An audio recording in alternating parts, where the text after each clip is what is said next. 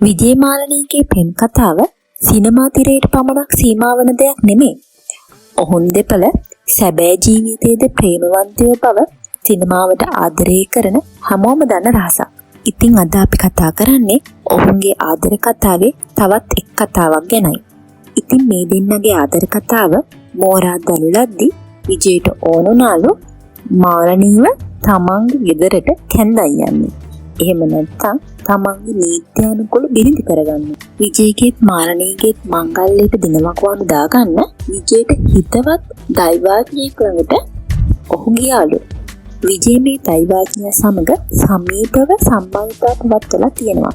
ඒ හිතවත්කමටම ඔහු තමන්ගේ මංගල්‍යයට දිනමක් වුණු දාගන්න ඔහු ළඟටම යන්න තීරණය කළාලු. විජේ සිනමාවට පිවිසෙන්න කලින් පොලිස් සේවයට බැලෙන්න උත්සාහ කරපු වෙලාවක මේ දෛවාඥයා කියපු අනාවැකිය හරිය පොලිසා තමයි විජේ මේ දෛවාඥයා ටිකක් ළඟින් ඇසුරු කරලා තියෙන්නේ. ඉතින් ඒ දෛවාඥයා කියලා තියෙනවා ඔබ පොලිස් සේවයට බැඳුනොත් අනිවාර්යයෙන්ම ඔබ නතර වෙන්නේ පොලිස්පති වෙලා. ඒ වගේම සිනමාවට සම්බන්ධ වුණොත් ඔබ නතර වෙන්නේ රටේ ජනප්‍රියම නළුවා වෙලා. ඉතින් විජේ අදාළ දෛවාඥයා ළඟට ගිහින් කිව්වලු මහත්තයා මං අහවල් දවසේ මාලනී සමග විවාහ වෙන්න තීරණය කළා කියලා. ඒ මොහොතේ අදාළ දෛවාඥයා පොඩ්ඩක් ඉන්න කියලා ඔහු ගාව තිබුණු විජේගේ හඳහන හොඳින් පරීක්ෂා කරලා බලලා කිව්වලු පිසුද මහත්තයා ඔය කියන දවසේ ඔයාට විවාහ වෙන්න ලැබෙන්නේ නැහැ කියලා. එවිට විජේ කිව්වලු දින තීන්දුයි පල්ලියේ පුංචි උත්සවයක් අරන් මමයි මාලනී බඳිනවා කියලා. මහත්තයත් ඇවිත් යන්න එන්න කියලා කිව්වලු. ඒ කියද්දිත් දෛවාඥයා ඕක කෙරෙන්නේ නෑ මහත්තයා කියලා හිනා වුණාලු.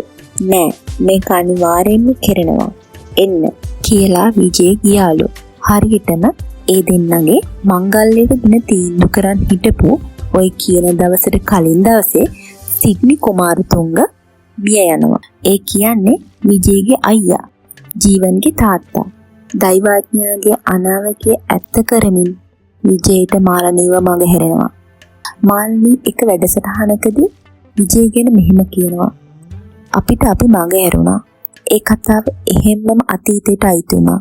ඒත් ඒ බැඳීම තාමත් හිතේ තියෙනවා කියලා. ඇත්තටම එදා මේ දෙන්න වෙන්න ඕන නම් ලංකාවේ සිනමාව හා දේශපාලන ඉතිහාසය අදට වඩා ගොඩක් වෙනස් වෙන්න තිබුණා. විජේ කුමාරතුංගයන් කියන්නේ ඔබතුමිය විවාහ ප්‍රාප්ත වෙන්න සූදානමින් ඉඳලා එක මොහොතින් අත්හැරිච්ච මංගල්‍යයක්. එදා ඒ විවාහය සිදු වුණා නම් කියලා ඇහුවොත් අද ඔබට හිතෙන්නේ කොහොමද? එහෙම නම් කෙකනගෙන් අහන්න එක හේතු තියෙනවා ඒකට. එහෙනම් ගොඩක් දේවල් වෙනස් වෙන්න තිබුණානේ. මගේ ජීවිතේ වුණත් විජයගේ ජීවිතේ වුණත් විජයගේ දේශපාලන ජීවිතය වුණත් පෞද්ගලික ජීවිතය මගේ පෞද්ගලික ජීවිතේ ඉතින් ගොඩක් දේවල් වෙනස් වෙන්න තිබුණා. ඇත්තටම මේ එහෙම වුණා නම් මේ ඉතින් මේ සිද්ධ වෙන්න තිබිච්ච විදිහ ඉතින් ඒක වළක්වන්න බෑ. ඔබේ හදවතේ කොතනද විජේ කුමාරතුංගයන් වැළඳියේ? පුදුම ප්‍රශ්න නේ අහන්නේ.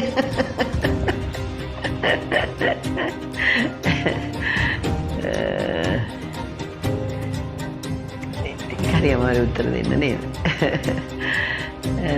මං හිතන්නේ ඉතින් මේ අපි ජීවිතේ එක්තරා කාලයක් ජීවත් වෙනවනේ. ඉතින් ඒ මත කියන්නේ හැම එකක්ම ඉතින් බොහොම වැදගත් අපේ ජීවිතයේ අතීතයේ සිදුවෙන දේවල් එක්ක. ඉතින් අතීතයේ සිදුවෙන දේවල් අතරින් විජය කියන නම ඉතින් මට ගොඩාක් මං හිතන්නේ ජීවිතය අවසාන වෙන තාක්කල් ඉතින් ඒ විශේෂ තැනක් තියෙනවා ඒ නමට. එහෙම තැනක් තමයි තියෙන්නේ.